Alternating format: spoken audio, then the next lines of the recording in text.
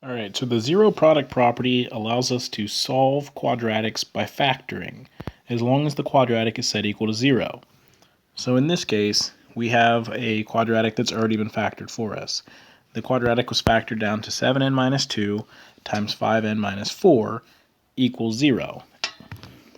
And what we can do is, we can take each portion of that quadratic and set it equal to 0. So in the long run, we end up with 7n minus 2 equals 0, and 5n minus 4 equals 0.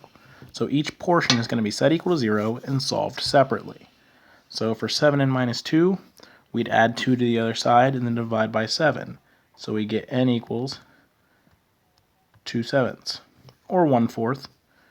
For the other equation, we'd add 4, divide by 5, we get n equals 4/5.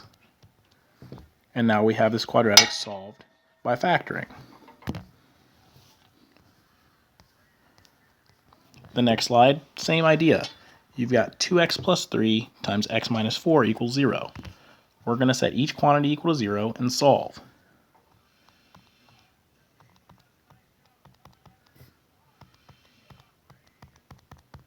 So in this case, we want to subtract 3 from both sides. You've got 2x equals 3. Divide by 2, we've got x equals 1.5. So there's one answer. On the right side, you're going to add 4 to the other side, and you get x to equal 4. So we're solving quadratics by factoring. These ones happen to already be factored for us, so it doesn't take as long, but we'll look at some where you have to factor them out on your own.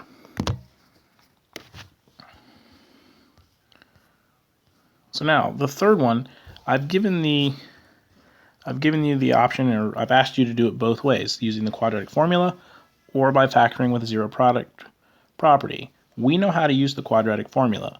So if you want to test it, you can see if you can find the answer with the quadratic formula and then find the answer with the zero product property, and you'll see that they're the same answer. For time, I'm going to go ahead and just solve it using the zero product property for now. So for this one, I'm looking for the factors of 15 that add up to be 8. Well, that's going to be 3 and 5. So this particular quantity factors out to be x plus 3 times x plus 5 equals 0. Since both quantities since the quadratic was set equal to 0, I can set each quantity equal to 0 and solve.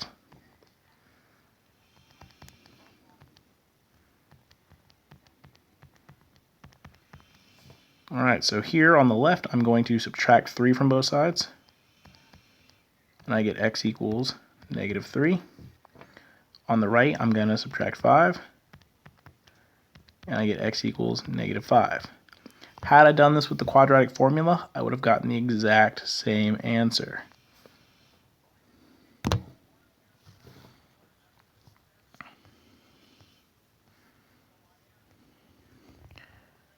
Same idea for example 2. We're going to factor this and solve it using the zero product property.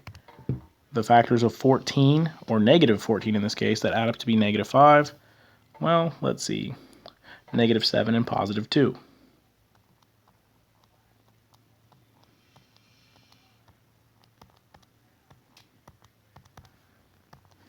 Now we want to set each portion equal to 0 and solve.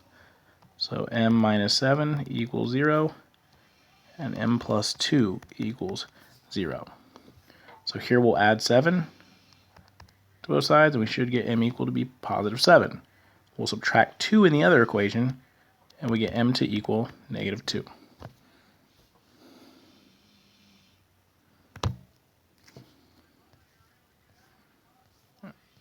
This one, same thing. So go ahead and try this one on your own, solve it, and if you need to, check your answers in the guided notes.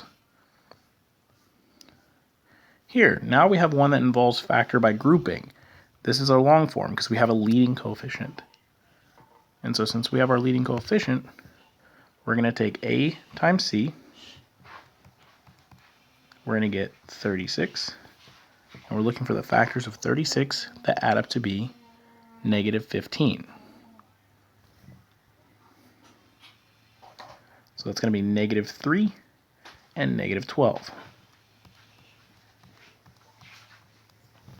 So we're going to replace the 15x with negative 3x and negative 12x.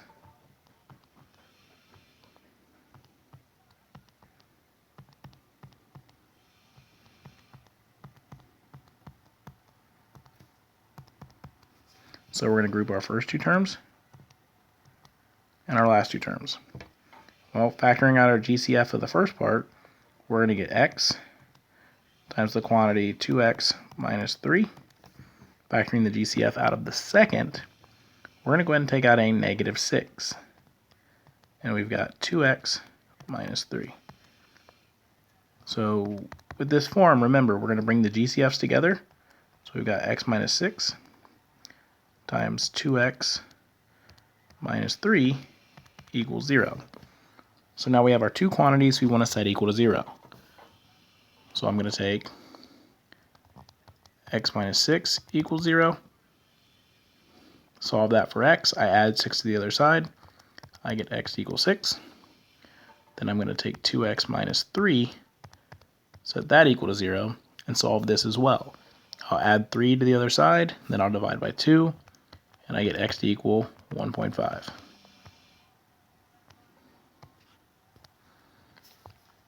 So the process remains the same. You're factoring first and then solving.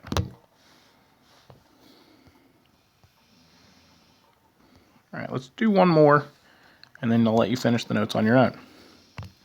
So once again, factor by grouping. 2 times 14 gives us an AC value of 28. Well, the factors of 28, that add up to be 29. Pretty easy. 28 and 1. So we've got 2y squared plus 28y plus y plus 14. Group your first two terms and your last two terms. Your GCF of your first two terms is just 2y. So you've got y plus 14. Your GCF of the last two terms is just 1. So you've got y plus 14.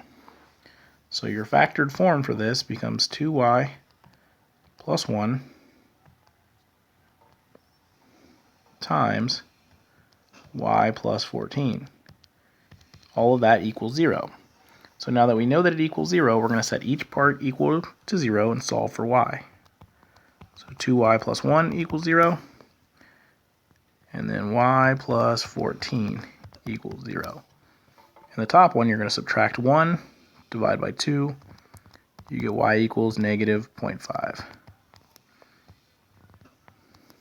In the bottom one, you're going to subtract 14.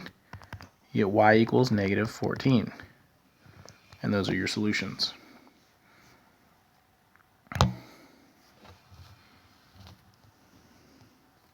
Go ahead and try this one on your own. Check your answers in the guided notes if you want to make sure you did it correctly. On occasion, you're going to run into an example where you have to first write your answer in standard form, meaning that you have to move everything over to one side and have the equation set equal to 0. This is one of those cases. So before we can even try to factor this, we need to subtract 18 from both sides. So in this case, you rewrite your equation as 4x squared minus 21x minus 18 equals 0. From this point on, now you can factor it and then solve. So go ahead and finish the problem and then check your answers in the guided notes.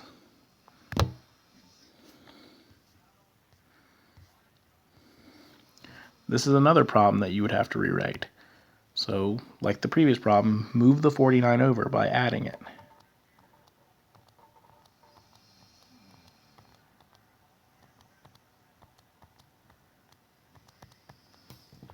Once you've done this, you can factor it, and this is pretty easy to factor. It's just x plus 7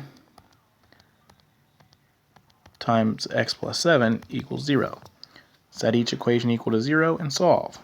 In this case, both equations end up equaling the same thing, negative 7.